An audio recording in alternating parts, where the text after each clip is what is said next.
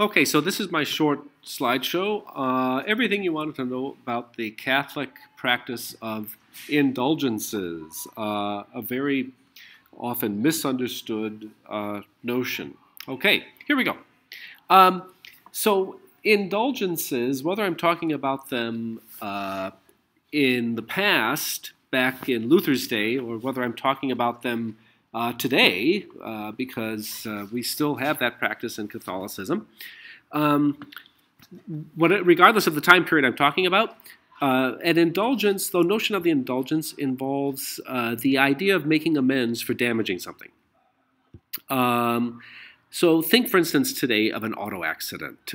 When you see an auto accident on the 101 or the 405, and they're standing by the cars exchanging information about insurance and everything, the notion is that someone has to pay for the damages. Whoever was at fault, whoever caused it, has to pay for the damages. Now, imagine in history, now let's go back to maybe the 13th century. Let's go back to the 1200s.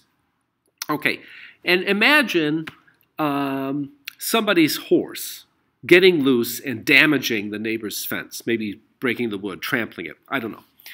Okay, that owner of the horse also had to make amends, because the idea was that when property was damaged, you had to pay. The technical term was called a Wehrgeld, and you had to pay for the value of it. Okay. This next slide then is going to take the idea and develop it. Now we're going to move into the area of religion. So if I have to pay for damaging physical property, then might it also be possible that I have to pay for damaging spiritual goods as well?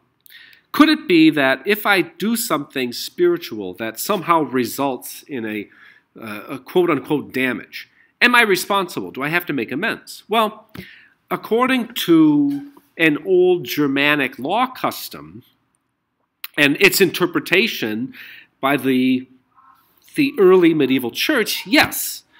You see, the early medieval church, they envisioned God's kingdom as not just a spiritual thing, but also as a physical thing, that God's kingdom was all of creation, physical and spiritual.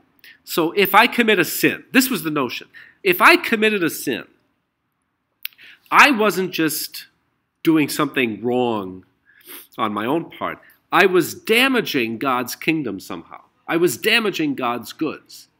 And I had to make amend for that. I had to somehow compensate God. I had to make it right. Okay? I had to make it right. So the traditional way of doing that, the traditional way of making it right, was to perhaps go on a pilgrimage, or to perhaps stand in an ice-cold river for a certain amount of time, or to pray so many Our Fathers, or to fast for a certain number of days, or abstain from meat for a certain number of days. So basically it was a punishment that on my part, by doing it, I was making up for, or I was making good for my damage to God's kingdom. The idea being that my desire to do penance was restoring the integrity of God's kingdom. Okay. Well, in Pope Clement VI in the 14th century, but the mid-1300s, Pope Clement VI recognized a great way to raise funds for the Catholic Church. Now, the Church at this point was going through, of course, the Avignon papacy scandal and the Babylonian captivity, and coming, back and forth with crusades and all this. And so Pope Clement VI declared that the Catholic Church, in its entirety, possessed what he called a treasury of grace, meaning that there was so much goodness in the Catholic Church by virtue of all of the saints who've lived before and all of the saints to come and all the merits of Jesus Christ and the Virgin Mary and Saint Joseph and so on, that the Catholic Church literally had grace to sell. That the church literally had grace to sell. And that some of that grace could be sold in the form of an indulgence in order to make amends for that sin. Okay.